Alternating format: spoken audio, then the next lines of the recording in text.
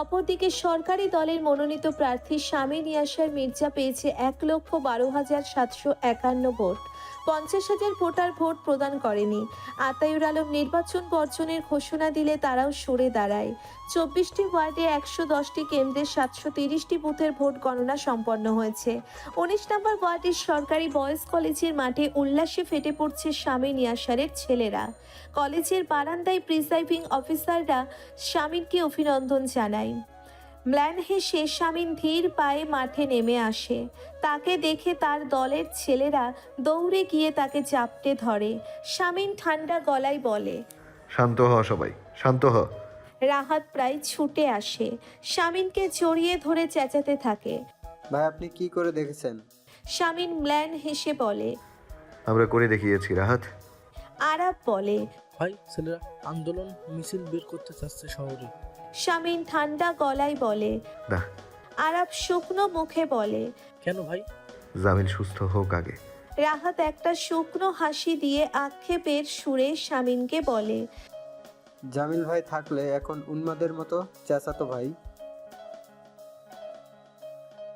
বিপুল ভোটের ব্যবধানে জিতে এই শহরের নবনির্বাচিত মেয়র ক্ষমতাশীল দলের ছাত্রনেতা এবং সুপরিচিত জনগণের শামীম ইয়াসার মির্জা। চ্যানেল ২৪ ঘন্টায় ব্রেকিং নিউজ। হেডলাইনের দিকে তাকিয়ে আতাউর আলম একটা গভীর নিঃশ্বাস ফেলে। তার স্ত্রী রেহেনা বিছানায় শুয়ে স্বামীর মুখের দিকে তাকিয়ে আছে। লিভিং রুম থেকে শোরগোলের আওয়াজ পেয়ে আলো ধীরে ধীরে সিঁড়ির কাছে এসে দাঁড়ায়। সবাইকে এত আনন্দিত লাগছে কেন? ২ মিনিট সেভাবে দাঁড়িয়ে থেকে দ্রুত পায়ে ইয়াসারের ঘরে ঢুকে এসে টিভি অন করে। নবনির্বাচিত মেয়র শামীম ইয়াসার মির্জা আজ দীর্ঘ ১২ বছর পর স্থায়ী সরকার পরিচালনা করবে একজন তরুণ নেতা। জনগণ আশাবাদী এই শহরে তিনি নতুন রূপ গড়ে তুলবেন। সংবাদ পাঠিকার মুখে কথাটি শুনে আলো ফ্যালফ্যাল করে তাকিয়ে থাকে কয়েক মুহূর্ত, তারপর চেঁচিয়ে ওঠে। ধ্বংসযজ্ঞ চালাবে ওই পিচাসটা তোদের শহরে, তোরা বুঝলি না বোকার দল। রিমোট টিপে টিভি অফ করে মেঝেতে বসে থাকে সে। শরীরটা একটু একটু কাঁপছে, চোখে পানি এসে গিয়েছে। পরাজয়, অসহায়ত্ব এবং লাঞ্ছনার পানি। খানিক বাদে খুপিয়ে কেঁদে ওঠে, অস্ফুট স্বরে বলে। কেন আল্লাহ ওই শয়তানটাকে কেন জিতিয়ে দিলে?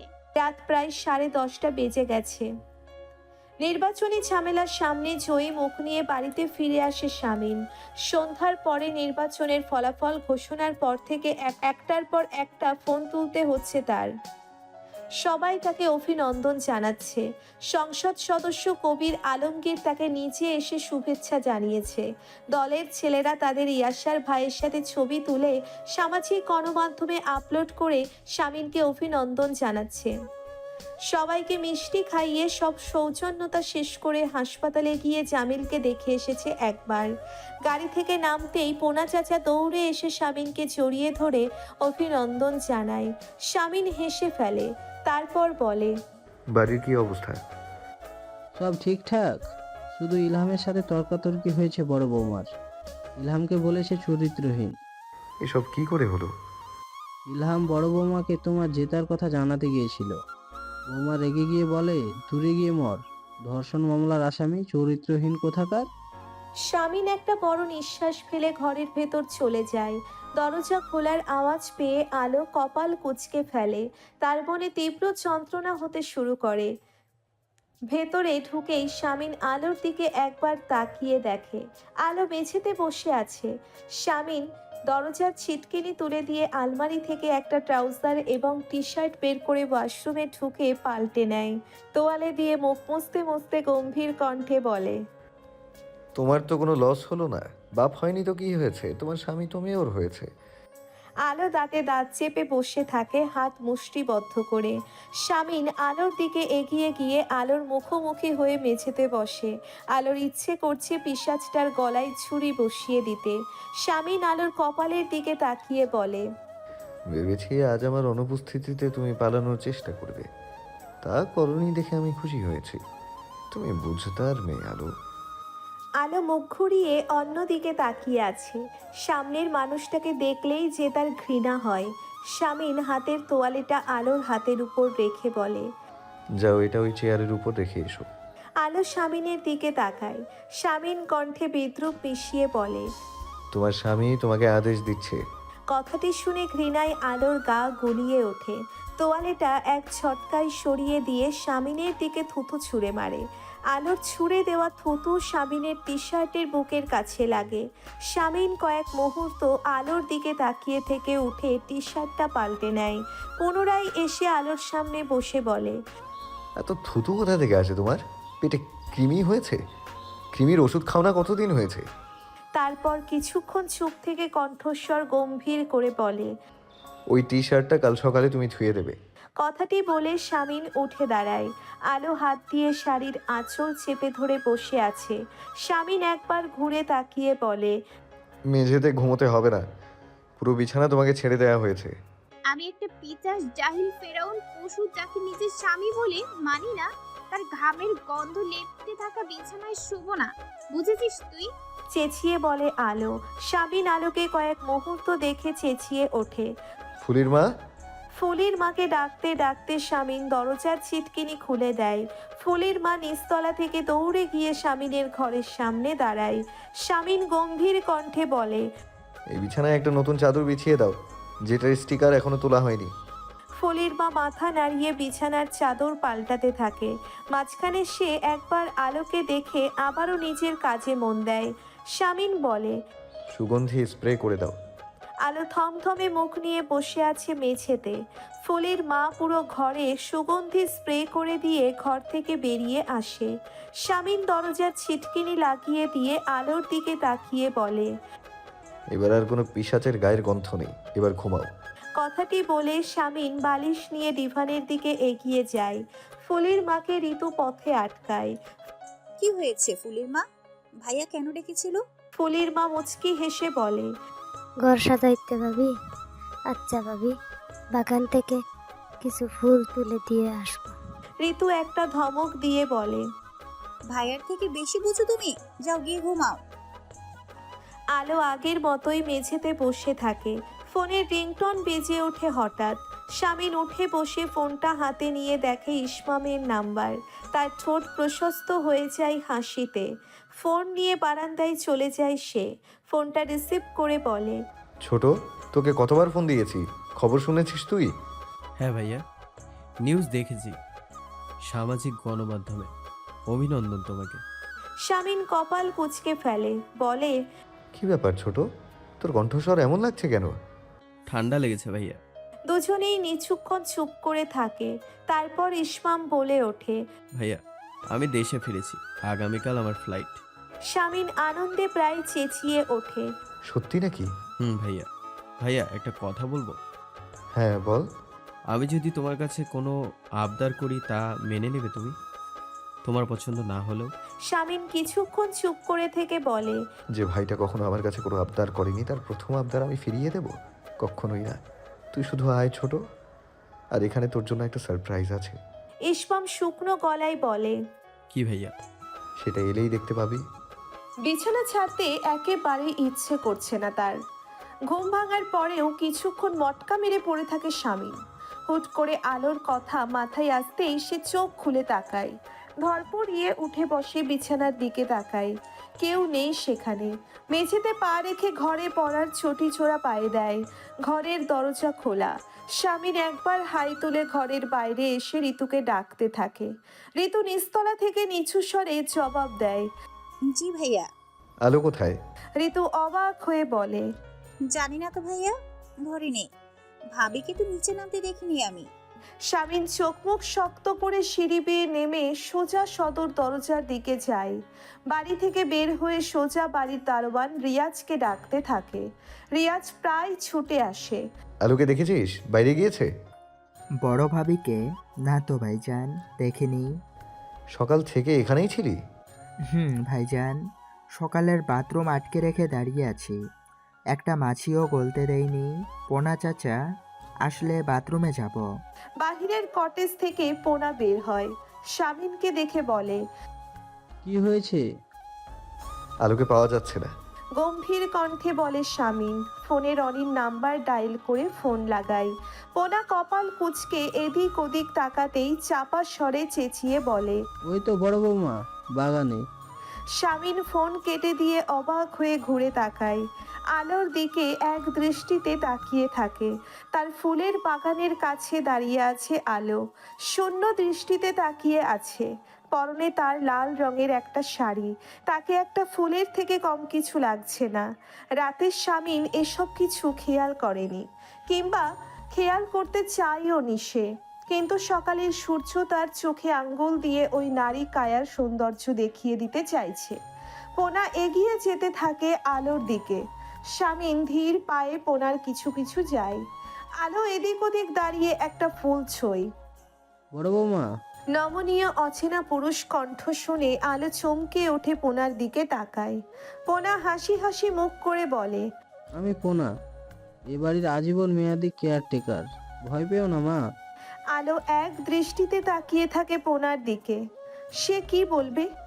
শামিন আলোর দিকে তাকিয়ে আছে।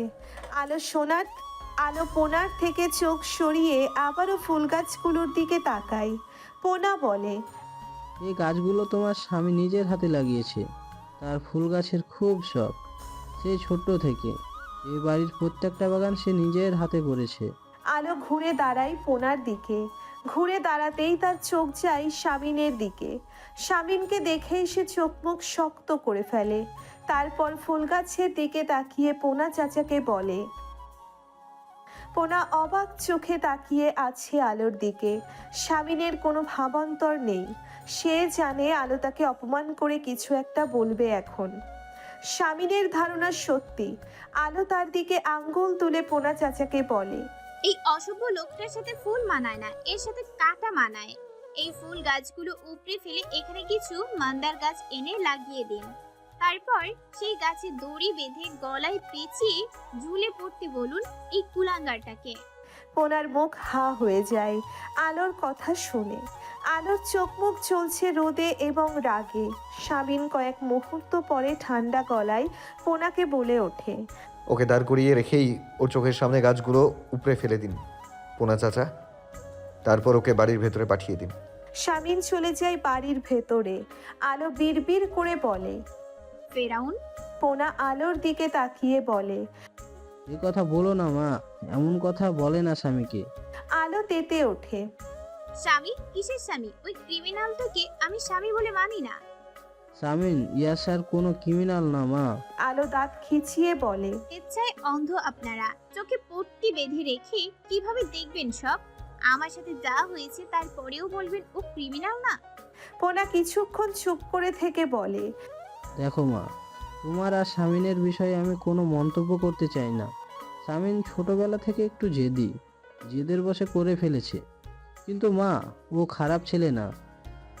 ওকে আমি এইটুকু বয়স থেকে চিনি। ও কয়টা এতিমখানা চালায় তুমি জানো? ও সবসময় মানুষের উপকার করে। ওর কাছে কেউ সাহায্য চাইলে বিনা প্রশ্নে ও সাহায্য করে। এমন মানুষ আর যাই হোক ক্রিমিনাল না মা। এই আমাকে দেখো, আমার মতো গরিব লোকের মেয়েকে শামিন ডাক্তারি পড়ায়। ওই যে রিয়াজকে দেখছো, ওর মায়ের হাড় অপারেশন করিয়ে দিয়েছে সেদিন। প্রত্যেক বছর পারিবারিক ব্যবসা থেকে কত টাকা অসহায়দের মাঝে দান করে জানো? আলো একটা তাচ্ছিল্যের হাসি হাসে। তারপর বলে, আপনাদের কাছে ও মহৎ, কারণ ও আপনাদের কিছু না কিছু করে দিয়েছে চাচা। কিন্তু আমার কাছ থেকে তো আমার সব কেড়ে নিয়েছে ওই জানোয়ারটা। আমার পরিবার, আমার খুশি, আমার ভালো লাগা, আমার গোছালো একটা সুন্দর জীবন সব নিঃস্ব করে ছিঁড়েছে আমায়।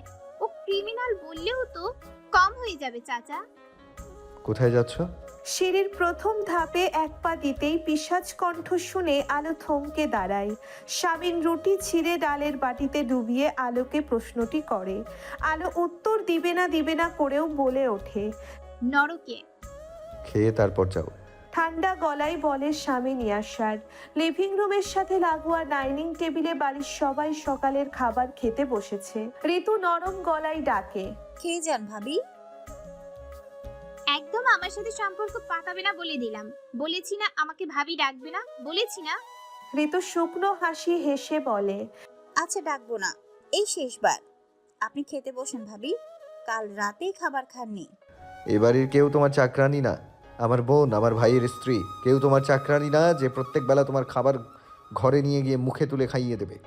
আমি তাদের বলি, আপনার বাড়ির খাবার আমার শরীরে বিষের থেকে কম প্রভাব ফেলে না। চুপচাপ মুখ না চালিয়ে খেতে এসো। আলো একটা দীর্ঘশ্বাস ছেড়ে খাবার টেবিলের দিকে এগিয়ে যায়। টেবিলের উপর রাখা রুটির বাটি থেকে একটা রুটি উঠিয়ে নিয়ে সেটা থেকে এক টুকরো ছিঁড়ে মুখে দিয়ে এক গ্লাস পানি হাতে নেয়। তারপর রুটির টুকরোটা পানি দিয়ে গিলে হন হন করে সিঁড়ি বেয়ে উপরে চলে যায়। আলো নরকে ঢুকে দরজা চাপিয়ে দরজার কাছে দাঁড়িয়ে থাকে। হ্যাঁ, ইয়াসারের এই ঘরটা তার কাছে নরকের থেকে কম কিছু না। শূন্য দৃষ্টিতে কিছুক্ষণ তাকিয়ে থাকে সে। হঠাৎ তার চোখে পড়ে দেওয়ালে টাঙানো একটা ছবি। ছবিটা আগে চোখে পড়েনি তার। 3 জন ছেলে এবং 1 জন মেয়ে বাচ্চার ছবি। বড় ছেলেটি ওই পিশাচটা তা স্পষ্ট বোঝা যাচ্ছে। চেহারায় পৈশাচিক ছাপ স্পষ্ট। তার পরের জন ইলহাম নামের চরিত্রহীন লোকটা, মেয়েটি ঈশিতা নামের মেয়েটি। চেহারায় বেশ মিল পাওয়া যাচ্ছে। ছোট এই ছেলেটি তবে কে? আলো কিছুক্ষণ ছবিটার দিকে তাকিয়ে থাকে। ছেলেটাকে আলোর কাছে খুব চেনা চেনা লাগছে। মনে হচ্ছে কোথাও দেখেছে সে। তোমার বউ কিন্তু বেশ বাড়াবাড়ি করছে ভাইয়া। ভাইয়ের বউ, তাই আমি কিছু বলছি না। কি করেছে? ঠান্ডা গলায় বলে স্বামী নিয়াসার। ইলহাম বিরক্ত হয়ে বলে, কি করেছে মানে? আমাকে মুখের উপর রেপ কেসের আসামি বললো। মিথ্যা তো কিছু বলেনি। প্রতি মাসে হাজিরা দিস এখনো। কফির কাপে চুমুক দিয়ে স্বাভাবিক গলায় বলে ইয়াসার। ইলহাম বিরক্ত ভঙ্গিতে বলে, তুমি জানো সব মিথ্যা ভাইয়া। ওড়না ধরে টেনেছিলাম শুধু। তোর ওই এক টানে আমাদের পরিবারের রাজনৈতিক ক্যারিয়ারে ডাউনফল শুরু হয়েছিল। জেলে পচে মূর্তি। ভালোর মধ্যে ভালো হয়েছে, ঋতুর মতো একটা মেয়েকে বউ হিসেবে পেয়েছিস। ইলহাম নাক চোখ কুঁচকে ফেলে। কি ভালো একটা গ্রামের মেয়ে। নেহাত ইলহামের সন্তান পেটে ধরেছে, নয়তো কবে বাড়ি থেকে নামিয়ে দিত। শামিন কফি শেষ করে বলে, ইসমামের জন্য দোতলার উত্তর পাশের ঘরটা পরিষ্কার করে রাখবে ওদের। আমি এখন বের হব। আর সংবর্ধনা সভা। বাবা আসবে কবে? সামনের সপ্তাহে। শামিন উঠে দাঁড়ায়। সিঁড়ি বেয়ে দোতলায় উঠে তার ঘরের দরজার কাছে এসে সে থমকে যায়। দরজা ভেতর থেকে বন্ধ। শামিন মৃদু স্বরে ডাকে। হ্যালো? বারবার ওই পিশাচটার মুখে নিজের নাম উচ্চারিত হতে শুনলেই আলোর গা রিরি করে ওঠে। শামিন কয়েক মুহূর্ত চুপ থেকে আবারও বলে, দরজাটা খোলো। শুধুমাত্র বিছানাটা তোমাকে ছেড়ে দিয়েছে, এই ঘরটা না। এই ঘরটা আমার। আলো, দরজা খোলো। আলো দরজায় পিঠ ঠেকিয়ে দাঁড়িয়েছিল। সরে গিয়ে চোখ মুখ কুঁচকে দাঁড়িয়ে থাকে। শামিন ভিতরে ঢুকে একবার আলোর দিকে তাকায়। তারপর আলমারি থেকে তার পোশাক বের করে ওয়াশরুমে ঢুকে পাল্টে নেয়। শুভ্র সুতির পাঞ্জাবি আর তার উপরে মুজিব কোট চাপিয়েছে আজ সে।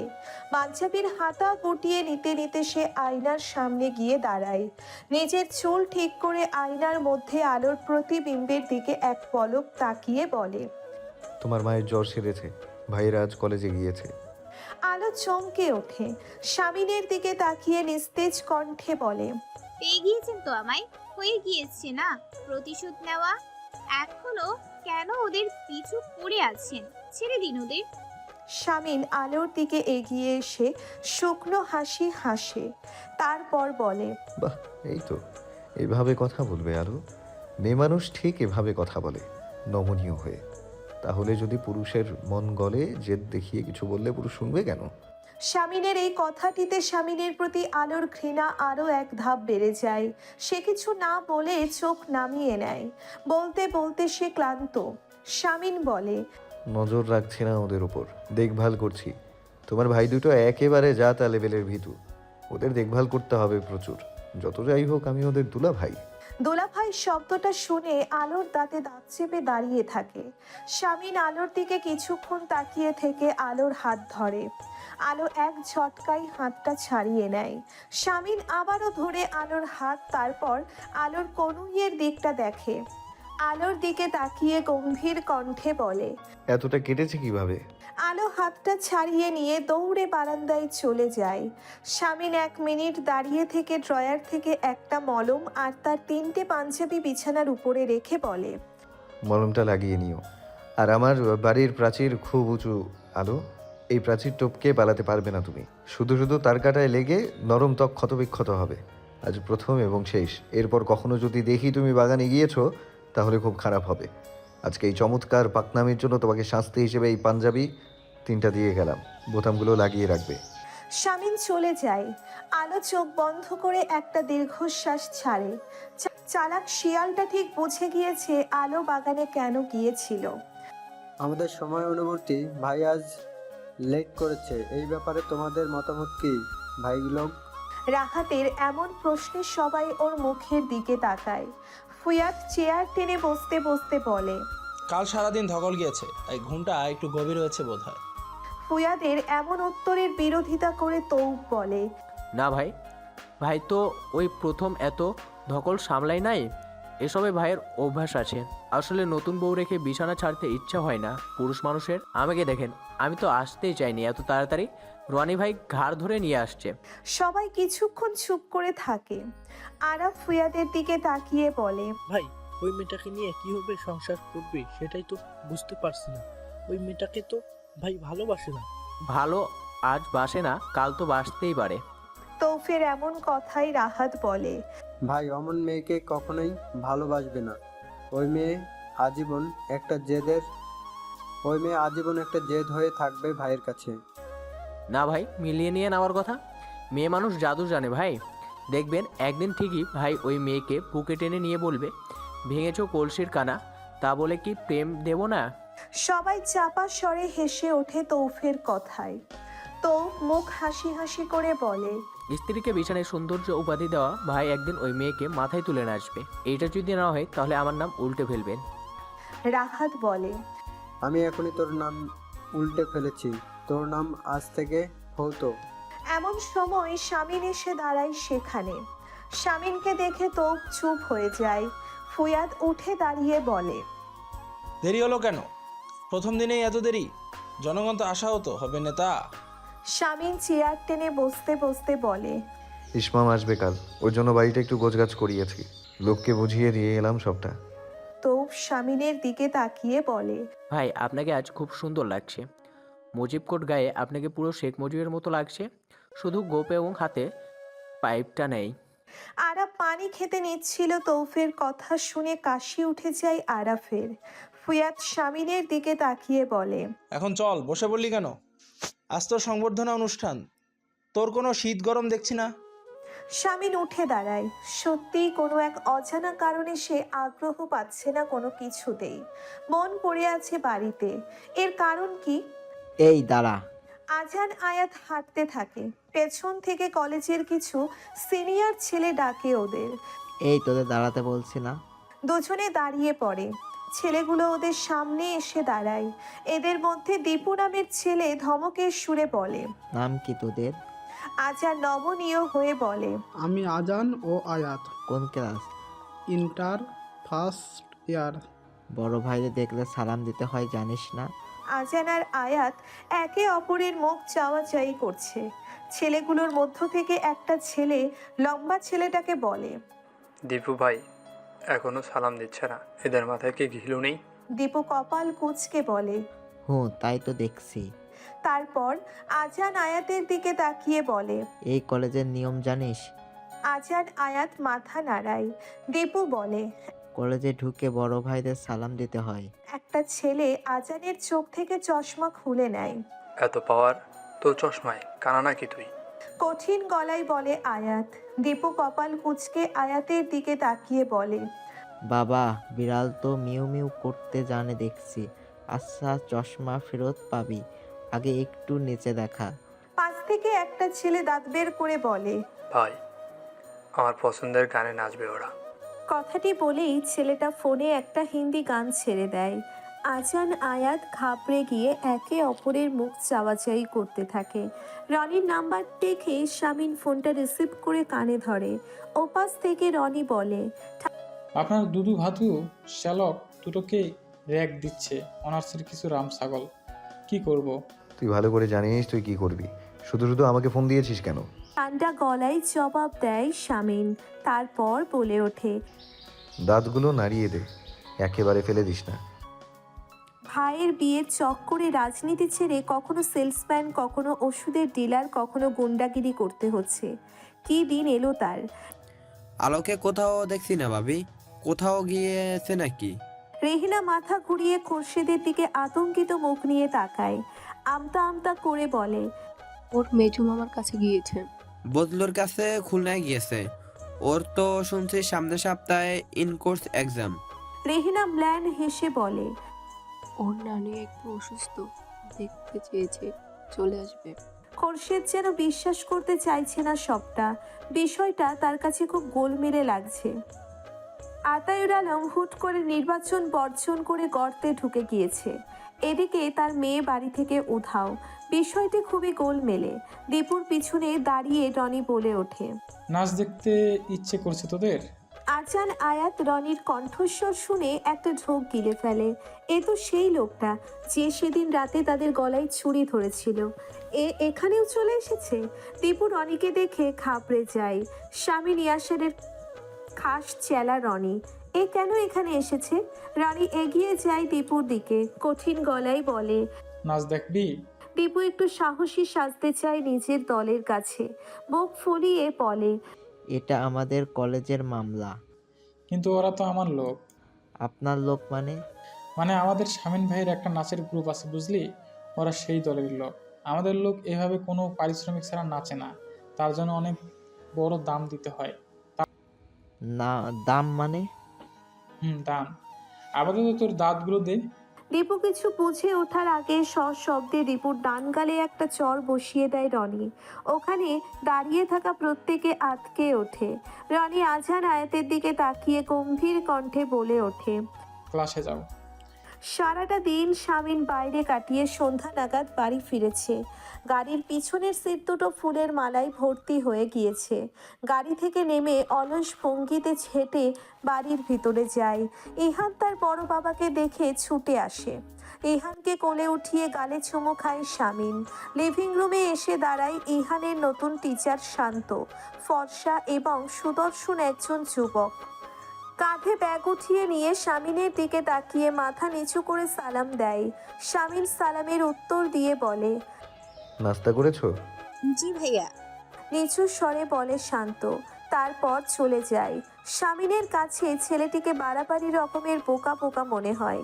একজন প্রাপ্তবয়স্ক ছেলে ইসমামের বয়সী, কেমন মাথা নিচু করে হাঁটা চলা করে। মাথায় একটা ঘোমটা দিলেই পুরোপুরি মেয়ে মানুষ লাগতো। স্বামীনের কাছে ছেলেটির আচার আচরণ হাস্যকর লাগে।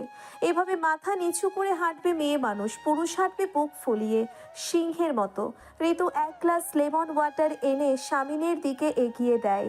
স্বামীন হাসি দিয়ে গ্লাসটা নিয়ে চুমুক দিতে দিতে বলে, সব ঠিকঠাক? না ভাইয়া, একটু সমস্যা আছে। স্বামীন চুমুক দিতে গিয়েও দেয় না। ঋতু বলে, ঘরে গিয়ে দেখুন।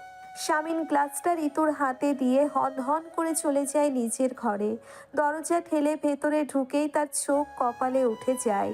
পুরো ঘরে টুকরো কাপড় ছড়িয়ে ছিটিয়ে পড়ে আছে। আলোর তার শখের দামি পাঞ্জাবি তিনটে খুব যত্ন করে কাঁচি দিয়ে কুচি কুচি করে কেটে ফেলেছে। আলোর এমন শিশু সুলভ আচরণে স্বামীনের খানিকটা রাগ উঠলেও সে তার অনুভূতি ব্যক্ত করে না, বরং ঠান্ডা গলায় বলে, বড্ড পরিশ্রমী মেয়ে তুমি আলো। পাঞ্জাবি তিনটা মাঝ বরাবর একটুখানি কেটে ফেললেই সেগুলো পরার অযোগ্য হয়ে যেত, কিন্তু তুমি কত ধৈর্য দেখালে। আলো মেঝেতে চুপচাপ বসেছিল। স্বামীনের দিকে না তাকিয়ে বলে, সুযোগ পেলে আপনার শরীরটাও এভাবে টুকরো করব আমি। স্বামীন বাঁকা হাসি হেসে আলমারি থেকে তার একটি ট্রাউজার আর টি শার্ট বের করে আলোর দিকে না তাকিয়ে বলে, খালি কলসি বাজে বেশি, প্রবাদটার পারফেক্ট উদাহরণ তুমি আলো। কথাটি বলে ওয়াশরুমে ঢুকে জামা কাপড় পাল্টে নিয়ে বের হয়ে সীতারাকে ডেকে ঘরটা পরিষ্কার করে দিতে বলে স্বামীন। সীতারা ঘর পরিষ্কার করে দিয়ে চলে যায়। স্বামীন আলোর দিকে একবার তাকিয়ে বলে, মেঝেতে বসে থাকো কেন এভাবে? আলো তার উত্তর দেয় না। স্বামীন আলোকে ভালো করে লক্ষ্য করে বলে, ওষুধ লাগাওনি কেন হাতে? আলো চোখ মুখ কুঁচকে ফেলে। স্বামীন বিছানার ওপর থেকে মলমটা উঠিয়ে নিয়ে এসে আলোর সামনে বসে। আলোর হাতটা ধরে কিছুক্ষণ ক্ষতটার দিকে তাকিয়ে থেকে বলে, এরকম একটা গভীর ক্ষত এভাবে খোলা রেখে ঘুরে বেড়াচ্ছ, ইনফেকশন হয়ে যেতে পারে। এতটুকু কমন সেন্স নেই তোমার সচেতন বাবার সচেতন কন্যা। হোক ইনফেকশন, আপনার থেকে ভয়ঙ্কর কিছু না সেটা। ঠান্ডা গলায় বলে আলো। শামিন কিছু না বলে আলোর হাত ধরে ঔষধ লাগিয়ে দেওয়ার জন্য। আলো এক ছটকায় হাত ছাড়িয়ে নিয়ে বলে,